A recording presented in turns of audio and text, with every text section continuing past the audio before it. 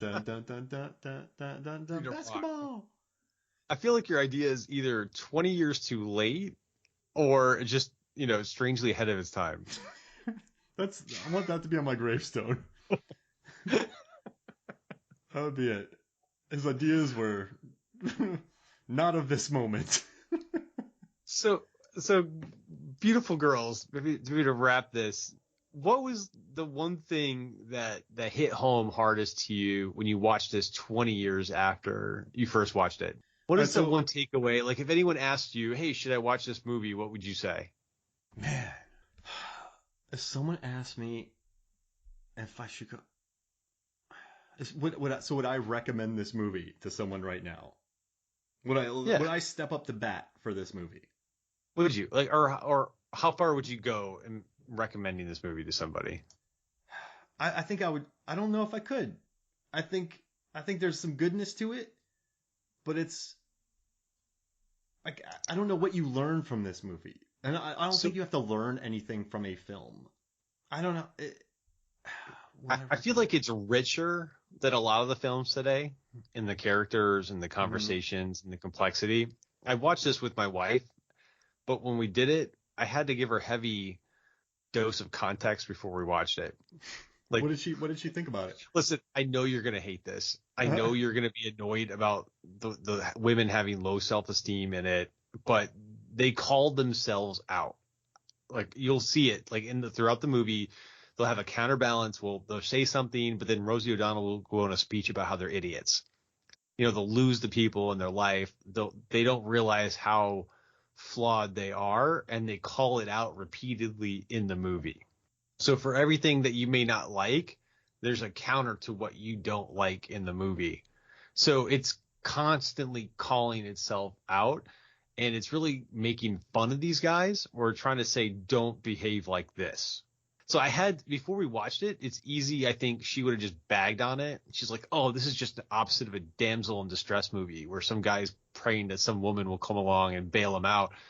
So that's where I think the head would go immediately if they watch this again. But it needs that heavy context to say, no, wait, this is what it's really about. That's how I would describe it. But I would probably recommend it as a smart movie that's really rich in character development. I mean, listen, the But performances but are good. it's icky in some ways. But it calls itself out. But it really walks that line.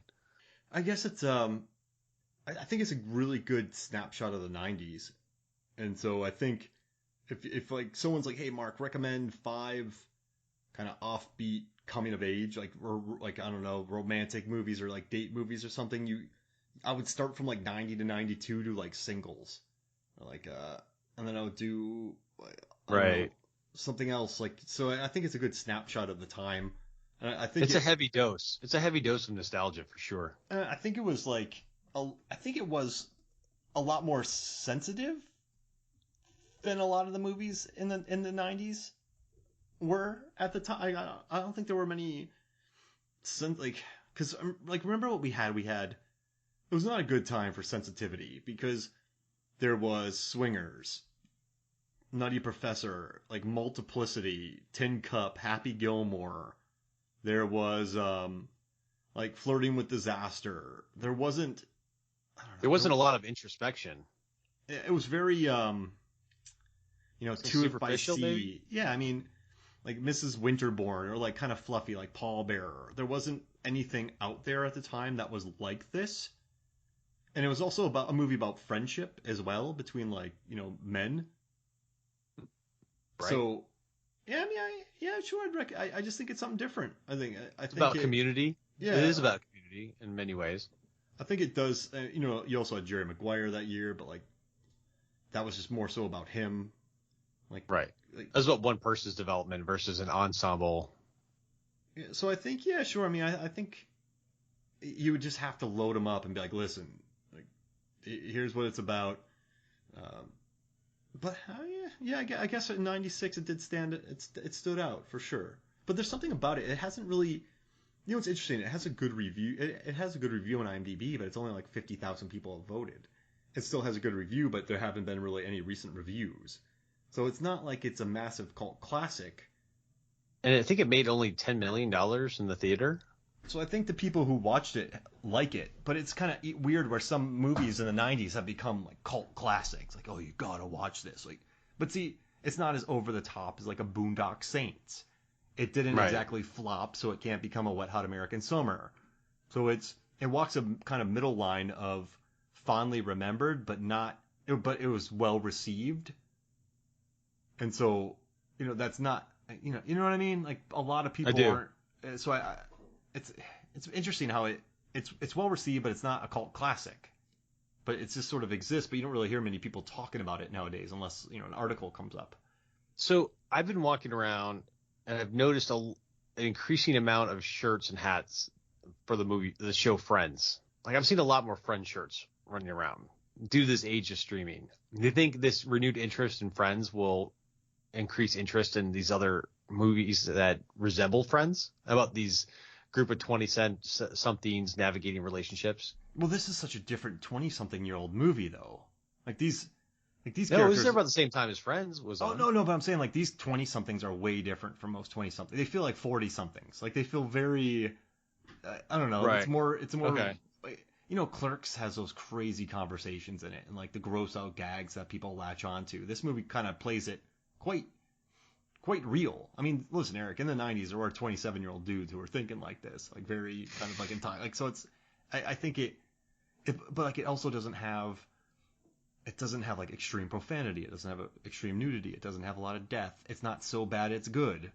You're right. Yeah. It did not have a strip club scene like every other 90s movie that existed. There wasn't a lot of gross out humor. There's an entire scene about them watching Rich Man Poor Man. Like, it's not like there's a lot. It's not going to become and it was well received, so it won't be like, oh man, you guys just don't understand. It's so good. No, it's like it's well rated everywhere. So it's kind of hard to go to bat for this because it got the theatrical release, it got the good reviews, but then it doesn't have, like doesn't have Tom Cruise running through it doesn't have any like super memorable quotes like "You complete me." Like there's no over sentimentality about it. So I think that's one It's reason just why. a story about a group of friends in a small town. It's almost like it was an overachieving movie. Yeah, I would say so. I mean, Ted Demme did a good job directing it. It's well shot. It looks authentic.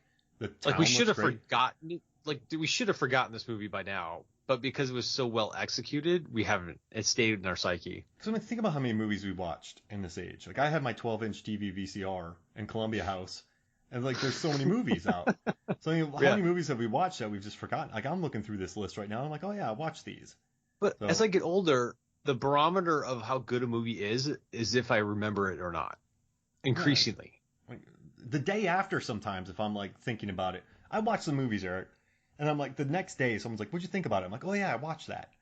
So we've been thinking Yeah. about this movie for 20 plus years. So it must have affected us when we were kids somehow, but I think it's just different. It's not. Yeah, and it's so much better than I think Miles Teller had 3 movies about coming to your own in your 20s with your buddies. And Yeah. I think I watched a couple of them, but I don't remember a thing, and they were completely uninteresting. It's an easy thing to write about, but it's very few stick around. Like, Swingers was 96, right? But they had You're So Money, Beautiful Babies, when you Well, it that had, launched it had the a whole voicemail scene there. generation of swing bands. Remember when Exactly. swing bands were a thing again for a year? I bought those albums, and The Brian Setzer Orchestra. it's You're So Money, you're cruising around, like the voicemail scene, like Please Don't Ever Call Me Again. There's cringe moments in that. This movie doesn't really have cringe moments. So I mean, yeah, it has cringe moments, but then the two characters who you're cringing at like figure it out and then they just go their own ways.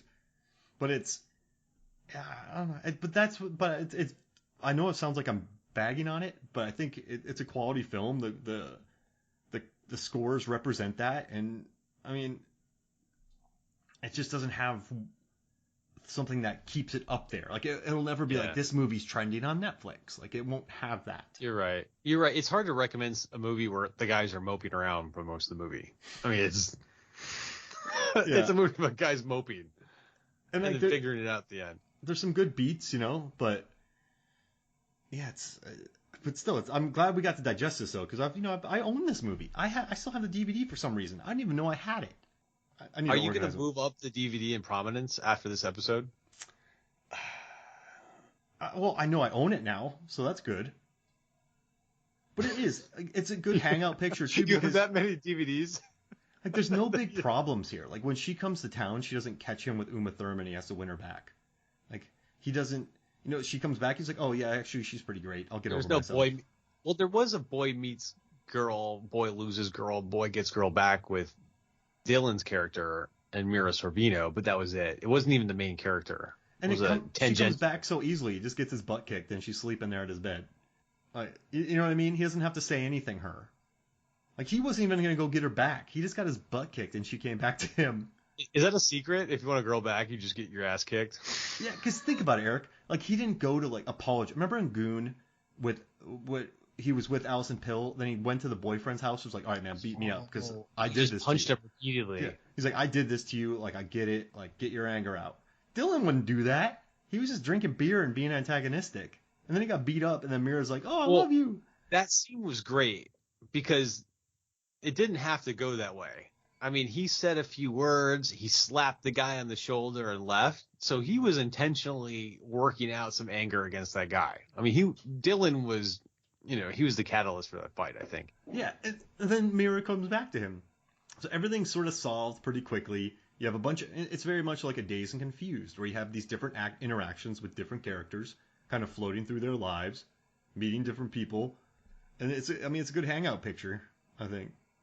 But yeah, you don't really have any main catalyst that, like, remember Knight's Tale? I love that movie, but problems are solved very quickly. Yeah, but they had people spontaneously breaking out into dance. Yeah, it's beautiful. Yeah. Critics hated on that. They're like, there's no Bowie during the medieval ages. And they had, Bellany. Is it Bellamy or Bellany? Oh, yeah, just belting out. Bettany. Yeah, and the poetry. And they had the good sidekicks. And then they had the We Will Rock You while they were jousting. Yeah, there's a lot to. I watched that movie a lot, and that's a popular episode here. Yeah, that's a rewatchable movie. There's speeches in Beautiful Girls, but they're not in front of audiences. They're in front of a bunch of posters of like Elle Macpherson. So it's not. But still, it doesn't make it any. It just makes it a small picture that came out in '96 that we still want to talk about today. So it must have been effective in our lives. I think so. I think it's art, and for those of you listening, it's currently streaming on HBO Max. Oh. I recommend checking it out. No, I didn't even know that. I was just searching. I have a lot of movies, and I was searching through it. I'm like, oh hey, that's happening to me. I own Grosse Pointe Blank. It's awesome. You own Grosse Pointe Blank? Matt, you wouldn't believe the movies I own. Because I got to do all this research, and so I don't like streaming. When you stream, because I have to my data comes from going the extra mile. So you listen to the commentaries though. Yeah, commentaries and to go the extra mile when you're streaming, sometimes they only fast forward it 10 times or they don't freeze frame. But when you have a DVD player, you can really clue in on certain moments and certain freeze frames and so that really I've found some gems just by pausing it and freeze framing a little bit and seeing what nobody else saw. Well, that's next level stuff, Mark. That's how you get there. That's why there's questions for Mark instead of questions for Eric. That's why this section. Hey, when it's your job, right? Yeah. People don't want to go that extra mile, man. That's why I like doing it. So, but yeah, man, thank you for joining me. Hey, I had a superb time. I'm going to go hug my wife, and I'm promise not to cause any problems. Our 1990s series continues. Starship Troopers, My Best Friend's Wedding. Oh, we did Sonic, but that's a lovely movie. Sonic was great. Warrior was great. All right, I'll find our next 90s movie that we can revisit. All right, this was good. A lot of fun. Thanks for helping talk about this movie that I loved so much in high school and had no idea why. So this was really awesome. All right, cool. So for me, Mark Hofmeyer, for Erik Hofmeyer, this is Movie Sons and Flicks. We'll see you next week.